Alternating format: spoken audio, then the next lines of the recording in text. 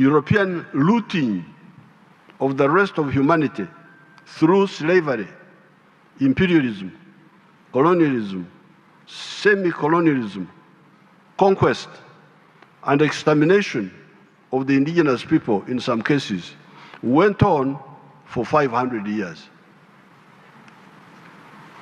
Instead of humanity celebrating the scientific advances in shipbuilding, the wider use of gunpowder, which had been discovered by the Chinese around 800 BC, the wider use of quinine against malaria that the Spanish had learned from the indigenous Indians of the Americas, the printing press, the steam engine, and all the other inventions were to spend 500 years in anti-colonial wars to expel the evil parasites. In the case of Africa, it is only in 1994 that the indigenous people of South Africa regained control of their country.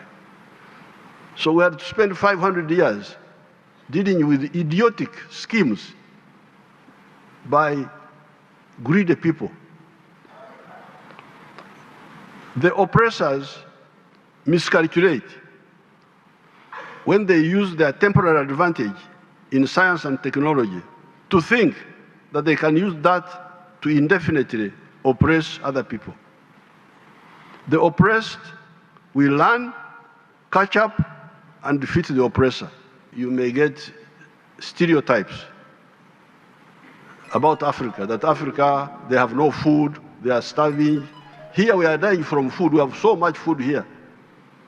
So those images which you see about some bad situations, don't think they represent the whole of Africa. Africa has got everything. Here we have everything. What we need from other people are markets and investments. But we shall not only sell to you, we shall also buy from you. We are not like others who want only to sell to others but not buy from them. The emergence of the non-aligned movement was a necessary antidote to the irrational polarization of the world of that time between the capitalist Western countries and the communist, mainly Eastern countries. By the early 1960s, our student group was already beginning to be active. We were the third generation of the African anti-colonial freedom fighters. The first generation had been the African-American Pan-Africanists, such as Marcus Garvey, George Padmore, W.B. Du Bois, that had been joined by those who founded the African National Congress of South Africa in 1912. By 1900, the whole of Africa, except for Ethiopia, had been colonized. This direct colonization of the whole of the African continent was the culmination of 400 years of the plunder of Africa by the evil imperialist forces in the form of slave trade and the genocidal wars that went with it.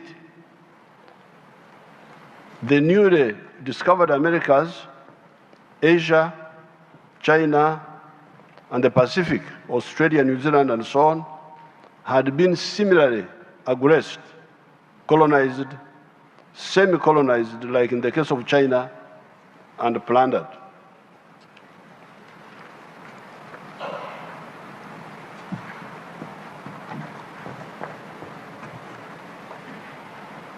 Africa's capitulation, Africa's surrender had been in part on account of our egocentric chiefs and kings who, out of selfishness, could not unite us to fight these evil people. The second generation of the African freedom fighters were people like Mzee Jomo Kenyatta of Kenya, Mwalimu Nyerere of Tanzania, Nelson Mandela of South Africa, etc., who emerged in the 1940s. When we therefore came on the scene in the 1960s, we were generation 3 of the anti-colonial fighters. We seriously studied the interplay of forces that had ultimately led Africa in such a calamity. In those studies, we used the instrument of political economy, which is a study that helps us to discover the fundamental laws that govern the motion of society from one social system to another. What prompts society to change from one form of social system to another? That was our big study. We had to study the dynamics of social change. In that study, we discovered that man, the Homo sapiens sapien, who emerged here in Africa 4.5 million years ago, had been the main actor. Initially, this wise man, that is what Homo sapiens sapien means, was coping with the oppression of man by nature in the form of the floods, the droughts, the diseases, the wild animals, the earthquakes, etc. These natural phenomena were, of course, oppressing other creatures, such as the wild animals, the plants, as well. However, those other creatures could do little or nothing to tame nature. The only thing they could do was to adapt themselves to nature in order to survive. That is how the beaver in the cold climates hibernates during the winters so as to survive. It is only a man that has the ability to try and tame the natural phenomena and harness them to improve his quality of life. Why does man have this capacity? It is because of the 3 characteristics of man. These are a superior brain that is able to reason and not only act by instinct, a hand that can make and use tools to do work, and bipedalism, ability to walk on 2 legs with the head up instead of the head being down like a reptile, trying to navigate among ground-based obstacles, that enables man to see far and think. These characteristics enabled man to invent tools, starting with stone tools, wooden tools, iron tools, until today, when he is able to make tractors and machine tools, etc. These tools enabled man to make scientific inventions that precipitated qualitative and quantitative changes in society. The invention of fire 1.5 million years ago caused society to move from dwelling in trees to dwelling in caves and on the ground generally. Caves were more comfortable than the trees. The invention, around 10,000 years ago, the domestication of the livestock, around 12,000 years ago, the invention of the iron, around 1,500 BC, the steam engine, the printing press, electricity, the railway, the automobiles, the aircraft, the automation, vaccines, the invention of penicillin, the invention of quinine, etc., enabled man to cope better and enabled him to harness natural phenomena and items for the betterment of his life. Our study of political economy of creation and society, therefore, enabled us to discover that the best primer of changes, primer means initiator of changes in society, is the development of science and technology. Therefore, societies that move forward their levels of science and technology lay a basis for positive social change and should be encouraged by the progressive forces of the world. This encouragement should be irrespective of the social systems of the concerned societies. However, when man's inventiveness was handling the operation of man by nature, another form of operation of man emerged. This was the operation of man by fellow men. So man had two problems now: operation of man by nature, operation of man by fellow men. This was the operation of man by fellow men. Karl Marx is one of the few analysts that seems to have tackled this new problem for man accurately. He pointed out that it was only during the time of the primitive communalism, when man was still living in hunter-gatherer societies, that society was free of oppression of man by fellow men. Thereafter, all subsequent social systems had elements of oppression of fellow men of varying degrees.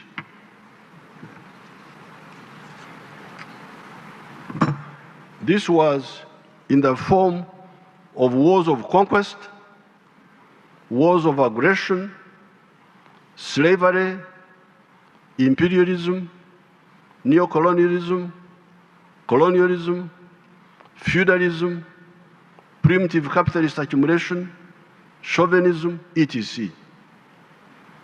These elements of exploitation are totally unnecessary and only propelled by greed. Was it necessary for the Ottomans to block the Europeans from using the Silk Road that had been pioneered by Marco Polo when they captured Constantinople in 1453?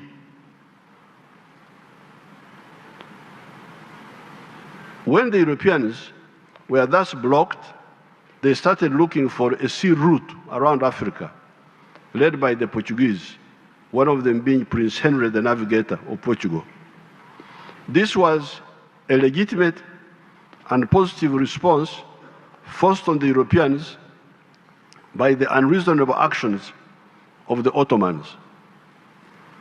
As a consequence of that effort, Christopher Columbus reached the Americas in 1492, and Vasco da Gama went around the Cape of Good Hope in South Africa in 1498.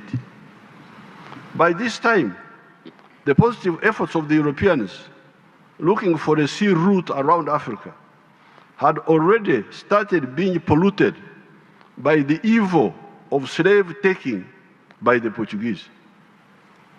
It is said that the first slaves were captured by the Portuguese in the year 1441.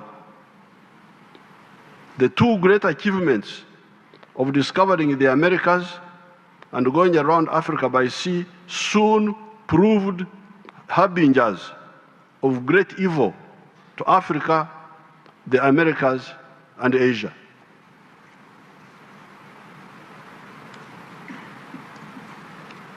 As bullies, the Europeans used their progress in technology of shipbuilding and the use of gunpowder to conquer Africa, the Americas, Asia, and the Pacific. European looting of the rest of humanity through slavery, imperialism, colonialism, semi-colonialism, conquest, and extermination of the indigenous people in some cases went on for 500 years. Instead of humanity celebrating the scientific advances in shipbuilding, the wider use of gunpowder, which had been discovered by the Chinese around 800 BC, the wider use of quinine against malaria that the Spanish had learned from the indigenous Indians of the Americas, the printing press, the steam engine, and all the other inventions, we had to spend 500 years in anti-colonial wars to expel the evil parasites. In the case of Africa, it is only in 1994 that the indigenous people of South Africa regained control of their country. So we had to spend 500 years dealing with idiotic schemes by greedy people. The oppressors miscalculate when they use their temporary advantage in science and technology to think that they can use that to indefinitely oppress other people. The oppressed will learn, catch up, and defeat the oppressor. That is why empires always all collapse. All empires always collapse.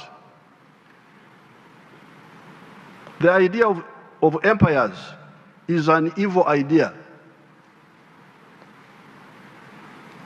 I don't want to impose my beliefs on you, but as a Christian, in the book of the Acts of Apostles, it says that empires are evil. You go and read the book of the Acts of Apostles. St. Paul describes empires as evil. People are supposed to be free, not to be conquered by empires.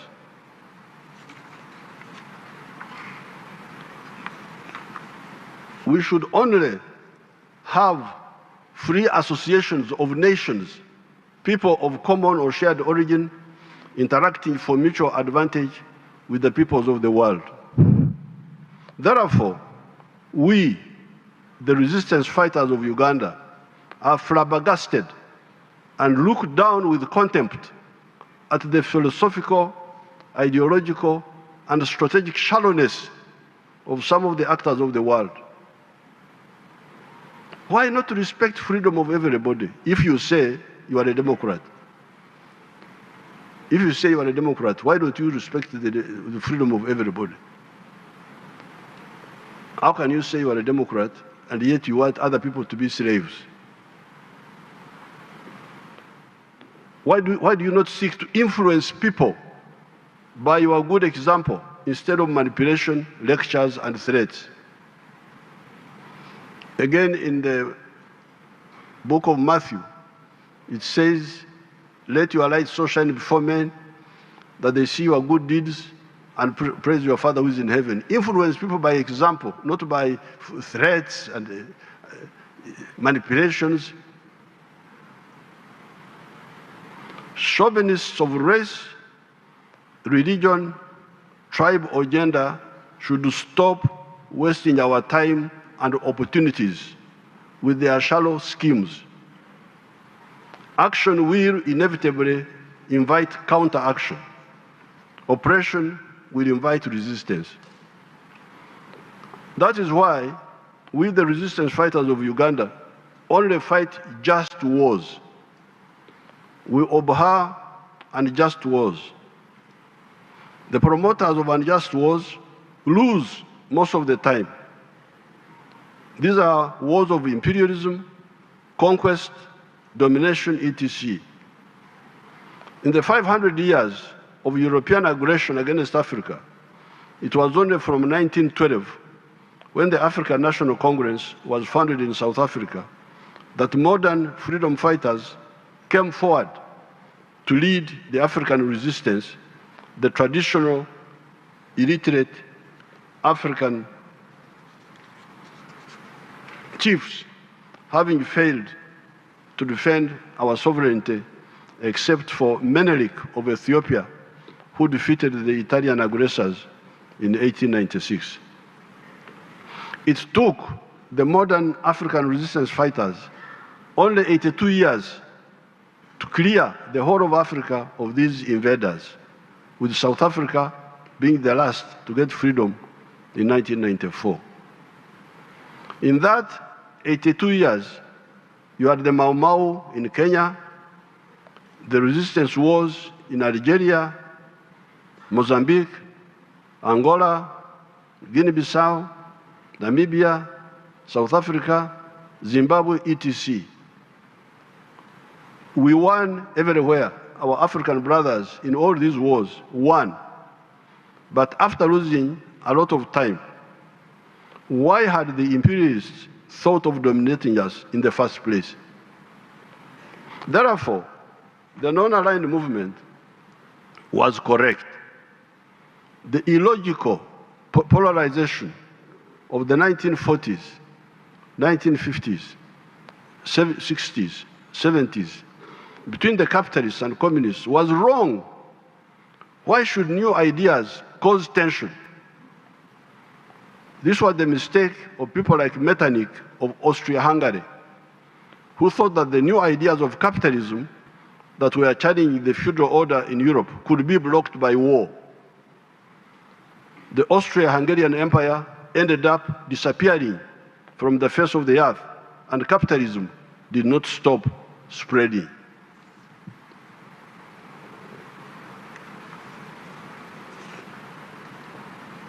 Our stand is that the world should concentrate on the common human problems, prosperity through trade, and that's why I'm very happy to see you here. When you are outside there, you may get stereotypes about Africa, that Africa, they have no food, they are starving. Here we are dying from food. We have so much food here.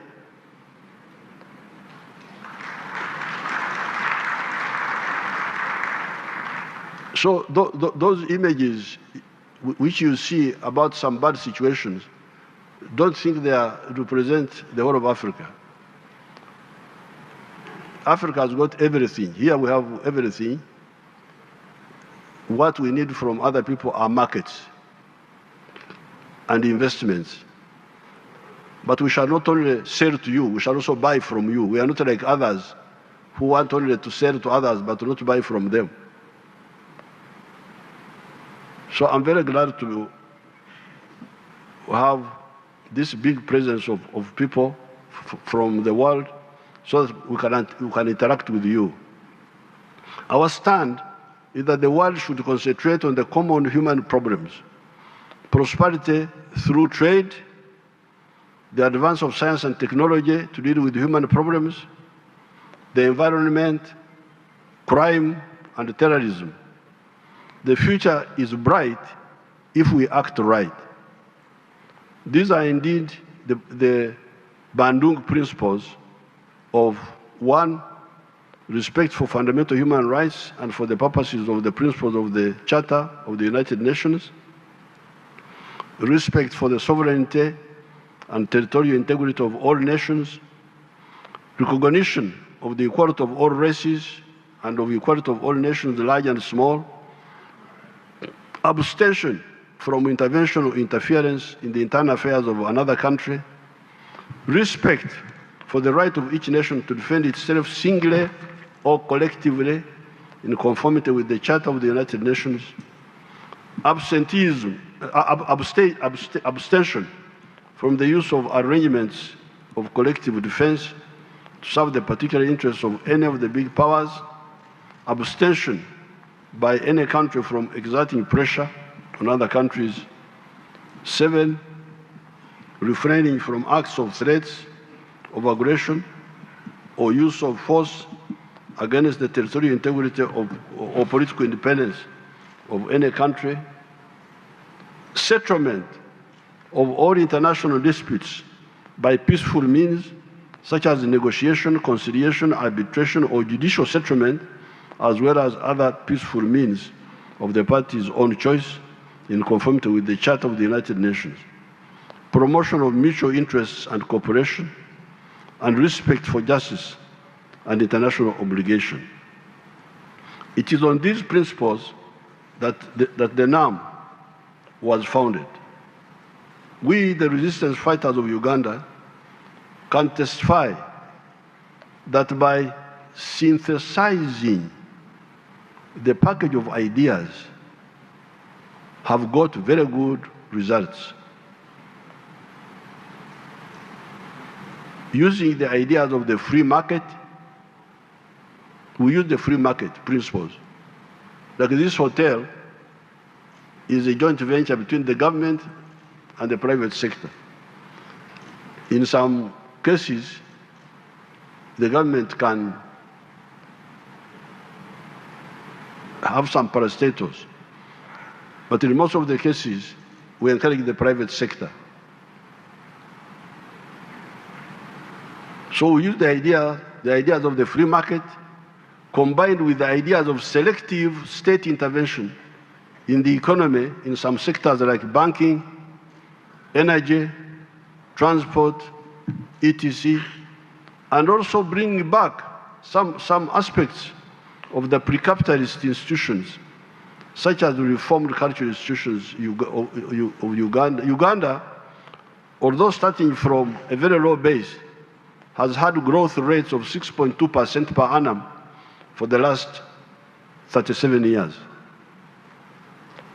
We are therefore not impressed and cannot be part of the morbid, I want the word morbid, sickly,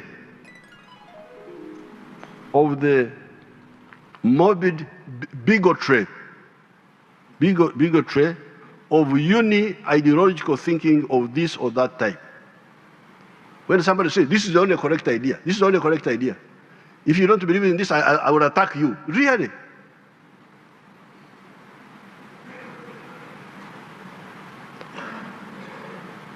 The universe has been here for the last 30 billion years. This earth has been here for 30 billion years. The human society has been here for the last 4.5 million years. Now you come, within 20 years, you think what you think is the only correct thing? You must be sick.